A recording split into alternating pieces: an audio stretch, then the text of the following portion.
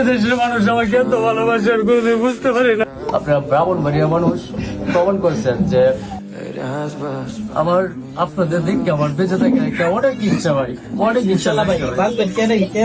আমাদের ছেড়ে আপনি ভাবি নাই ভাই, আমার এত পাগলা ভক্ত আছে এদেশে, এদেশের মানুষ আমাকে এত ভালোবাসে আর কোনোদিন বুঝতে পারি নাই।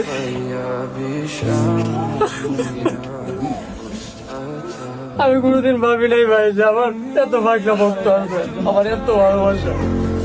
আমি ভাই তোমার মাঝে থাকতে চাই, মরতে চাই না ভাই।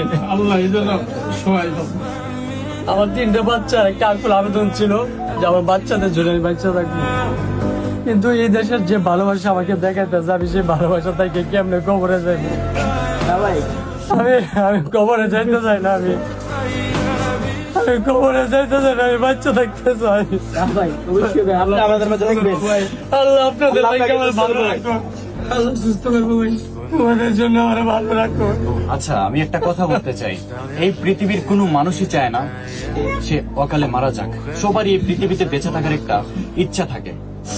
আমি একটা কথা সব সময় বলি, 100,000 লক্ষ কোটি মানুষ যখন এক হয়ে যায় তখন যে কোনো কিছু হতে বাধ্য হয়ে যায়। তো আপনারা যারা আছেন মানুষ, আপনারা এই ভিডিও শেয়ার করেন, নাইলে 10টা টাকা সাহায্য করেন।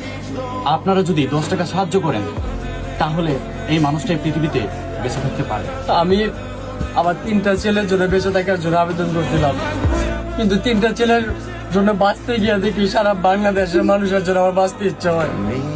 আমি কোনোদিন ভাবি না আমাকে এত মানুষ ভালোবাসে। আচ্ছা, আরেকটা বিষয়, তোমার চিকিৎসা কি বাংলাদেশে হবে? না, বাংলাদেশে হবে না। এটা কিন্তু অনেকে জানেন না। ওর চিকিৎসা মানে সাইদের চিকিৎসা বাংলাদেশে হবে না।